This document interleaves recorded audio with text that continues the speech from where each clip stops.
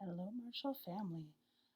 So today's video is about baking and the different leavening agents that you can use in baking. So let's get started. Okay, so the first one we're going to talk about is baking soda. I'm going to go ahead and move these two out of the way for a second. All right, so baking soda, or as we call it, sodium bicarbonate, it's got a pH of 8.4, which means that on the pH scale, it is more towards the alkaline side of things. If you want to talk about in comparison, 7 is neutral, that's pure water. So it's a little bit more alkaline than, say, that of pure water. If you're going to use this in baking, you need to have an acid for this to react with. Otherwise, it's not going to work. So if you think back to when we had our chemistry unit, we did the flasks full of baking soda and vinegar, and we trapped the CO2 gas in the balloon. Well, we're going to be using that CO2 gas again, but this time it's going to happen inside of our batter. All right. Also, on the back, you'll see that there's drug facts. The active ingredient is sodium bicarbonate. Some people do drink this as an antacid. I don't recommend doing that unless you have experience doing that. I know some people do, though.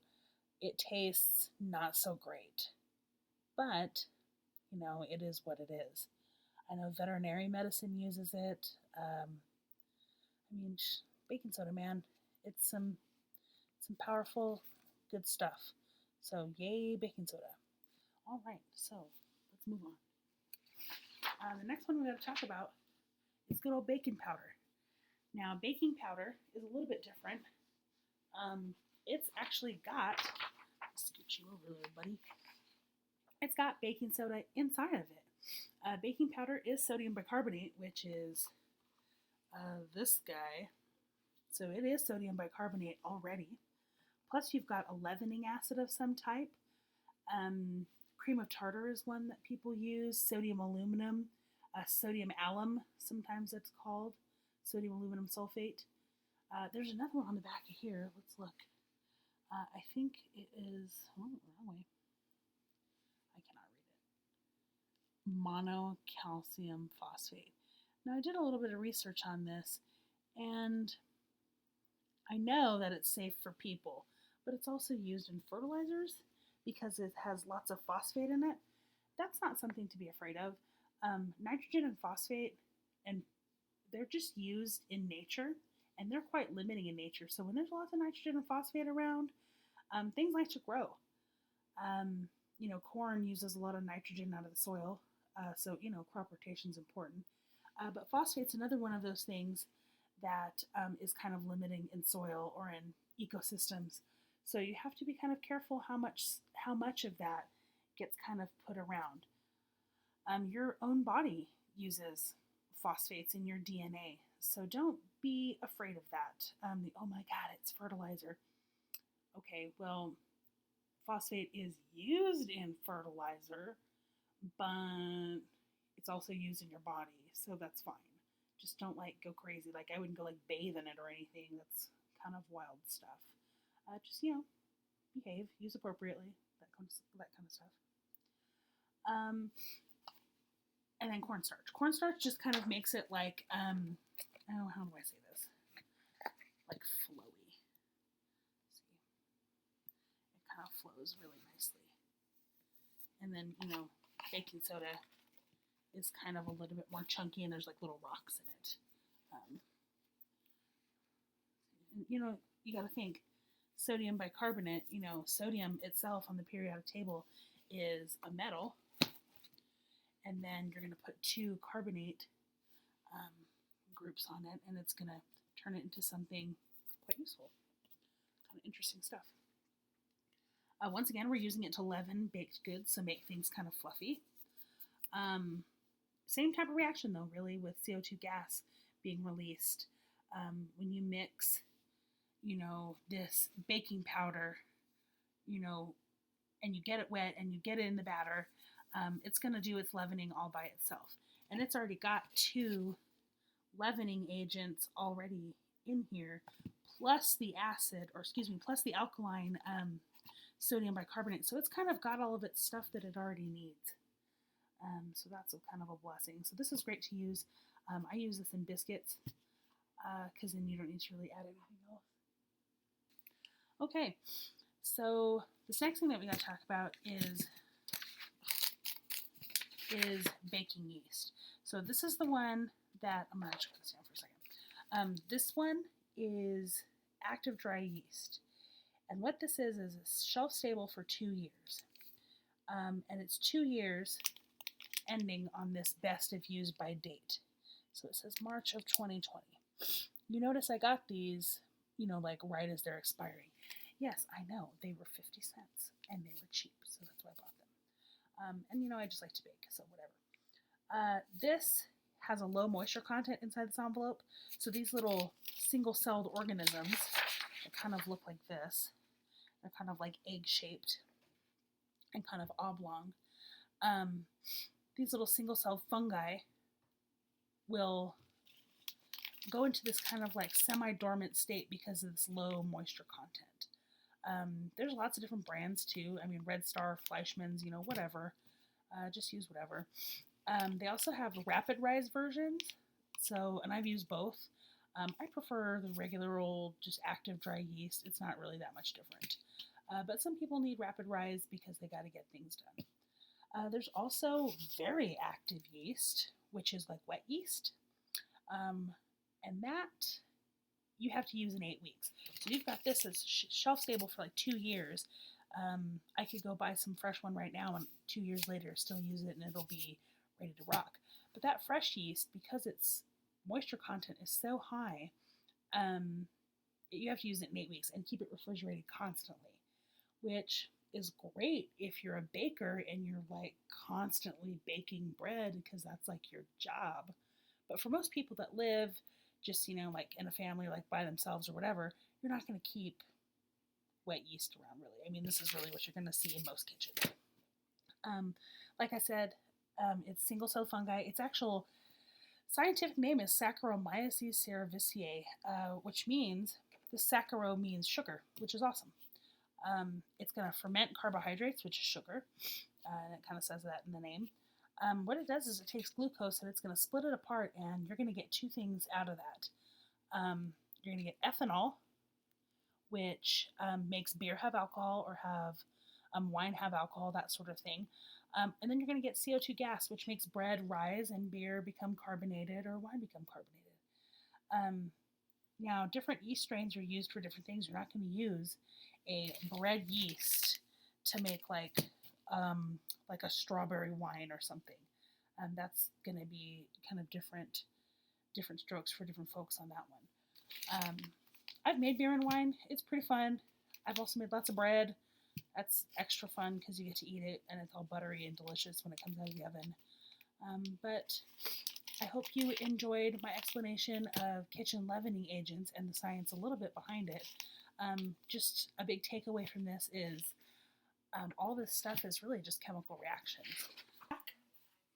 Let's make some bread. All right, so in the bowl here, in the mixer, I've got 3 tablespoons of butter, 3 3/4 cups all-purpose flour. In here, I've got the water and the sugar and the yeast doing water, sugar, and yeasty things. Salt, butter, and flour. Great. Okay. Put the dough hook down. Now, if you're not familiar with a KitchenAid, there's a lock side on this side, and that makes sure that this won't come up. Anytime you're using this, you need to make sure that it is totally unplugged while you're like doing movement with it. While you change this out, that needs to be unplugged. But once it's in there and locked into place, the bowl, you can go ahead and lock this upper lid. Then I usually plug it in. I guess I'm kind of a nerd about safety. All right, so the way that you use this machine is really awesome because you can just go ahead and start it. And this dough hook will kind of do what your hands would kind of do while you're making bread. Okay, so we're going to mix this. What I like to do is also have kind of a spatula handy, and I like to turn it off, lift it up, and then just kind of work the stuff in from the edges.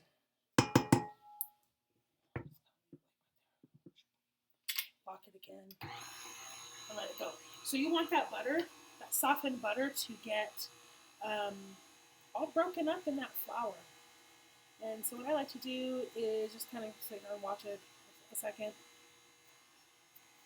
turn it off, shove the flour down, and kind of give it a good little mixy mix. Now, I don't know if that's necessary or not.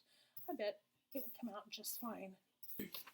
So, back at you here, we've got our stuff in the mixer. I'm going to go ahead and lock it again. Now, if you want to see, look at how beautiful our yeasties are. They're nice and fluffy and proofed. Now, some people don't mix it. Some people do before they, pour it in. I don't really think it matters. So, just a little bit at a time. You want your dough hook to not be on full blast. Like, if you have a dough hook on, it needs to be kind of like a slow and steady wins the race. Do not sit there and pour all this in there, because it might get your dough hook kind of bogged down. And also don't turn this up crazy high, because that's not what we need. It's more of a torque situation. It's a slow and steady wins the race, like I said. Okay, now I think I'm going to use this with a scoop. Kind of scoop out a little bit.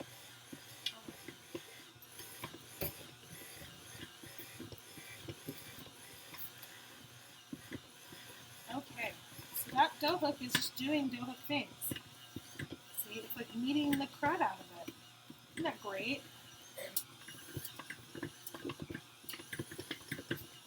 Alright, so this looks like it might be getting close to being done. Nice clean sides. Great, great, great. Alright, I'm going to turn this off. Unplug this bad boy. Alright, oh, that's heavenly. Oh, and it smells so good. Love that fresh dough. It's a little sticky to my taste, so what we're going to do is we're going to flour a surface. Get the flour.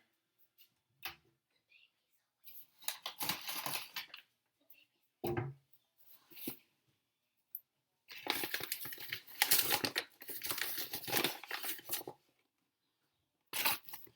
then we're going to go ahead and take this dough out. And we're going to go ahead and knead it. Now, it got kneaded pretty well, but before you put it back in the bowl to rise a little bit, I like to put a little coating and get some human hands on it. It shouldn't really stick to your skin. If it's kneaded correctly, you should be able to handle it without it sticking to you for the most part. So, I mean, that's pretty nice. A little bit more flour here. Okay, so this looks like it's pretty good. It's not really sticking to my skin anymore, so that's perfect. I'm going to throw it back in the bowl. And what I like to do is just cover this real quick. And then I'm just going to leave it for the next hour. Just cover this and just leave it for an hour. And when we come back, we should see that it has doubled in size. So, hold on. Alexa, set a timer for 1 hour. 1 hour, starting now. So yeah, so I guess we'll see you guys in 1 hour. Okay, hi guys. So it's been an hour, And our bread has risen, so let's take a look. Oh yeah, and I made coffee because I needed it bad. Okay, take this off. Okay, so our stuff has risen pretty good. So we're gonna take it down. So when you're at this step, you have to do something called punching it down. Right now, it's been rising for about an hour. It's kind of fluffy. This is my favorite part. So I think we're going to shape it into loaves. I don't know, maybe is that 3? Could be 2. I bet that's just 2. Okay. So before we punch it down, I'm going to prep my little bread loaves. You can use whatever, but I like to use these smaller ones because they're a little bit nicer to use. I have some glass ones, but I just want to wash them. And I like these because you can pop off the bread a little bit easier. The glass ones that I have are kind of a pain. I just used some cooking spray. I don't know where I got this, whatever. But it's just regular cooking spray is all you need for the pan. Okay, so you take your fist and you just think about something that you just frustrates you, like people that don't pull over for an ambulance or whatever. There's a bunch of carbon dioxide in here, and what we're going to do is we're going to punch it out, and then we're going to go ahead and shape our loaves. So here we go. Yep, our yeast has made carbon dioxide, and we're going to have a little fun. And it makes that fun sound. And then now you can see that it's kind of like deflating. I don't know if you can see it like really well, but it is. And then you just go ahead and dig it out. Just dig it out. And then, so like I said, I mean, it's still not really sticking to my hands, that sort of thing. And then I go ahead and just split it in half. And just FYI, I did wash my hands off camera. And then just kind of like make it like bread shaped. And you can kind of hear kind of some of the air pockets in there. My son is like in the background doing weird stuff. They're outside playing. Okay. And so now these are like little bread shaped little things. Oh, my nails are all crazy. Anyway, so these are going to go over here, kind of like over here, kind of where it's warm, like with the beans. And I'm not going to cover these this time because they need to get like puffy, like in the pan. I kind of ruined one. So there is right there the bread, and the one on the right, well, my right, maybe, yeah, no, it's still your right. It fell a little bit, so I'm really bummed about that, but oh well. So yeah, let's put it in the oven and see what happens. Okay, so bread is in the oven. I guess we'll see if it finishes rising or not. One of them looked kind of squished, and I know that I disrupted its rising by moving it around too much. Okay, so sorry if I gave you guys like vertigo by spinning around. I guess we'll just see what our bread looks like when it comes out of the oven. I took the bread out of the oven. It's still pretty hot. I'm just kind of being careful with it. Here's one. Here's the other. The magic of yeast. Right when they get out of the oven, the crusts are like real hard and real tacky. Not tacky, but real tough. Tough, yeah. I don't know, I can't think of the word. But right now, they're already starting to kind of soften. You're able to kind of push them in now, where before you were not able to. When they first come out of the oven, you can't cut them right away. You gotta let them rest for like a good 20 minutes. Otherwise, when you try to cut them, they won't really go into slices. Although it's really tempting right at this point. It's been about 10 minutes because they smell really good. And they're warm and they'll melt butter really well. Standing here, I'm really struggling not to cut into it and eat it right now. We're going to give it another 5 minutes. I would like to bring your attention right here to the bread. So if you see these little pock marks and these little spots in here that look like they have kind of like some holes, you're not wrong. That's from the yeast and the carbon dioxide that is produced when it breaks down sugar. So remember at the beginning how we put 3 teaspoons of sugar in, I had 1.5 cups of water. That water was warm to go ahead and reactivate the yeast, and that sugar was its first meal. So that sugar served as a jumping off point for our yeast. And then we put it in the oven, and it continues to do its thing. And as the bread is baking, those little carbon dioxide bubbles kind of pop and provide the fluffy, leavening. If you pull it apart, you can see those little pock marks. You can see like little holes, like little caverns where those bubbles used to be. Pretty cool stuff. The science of bread. Who knew, right? Delicious, delicious stuff. Especially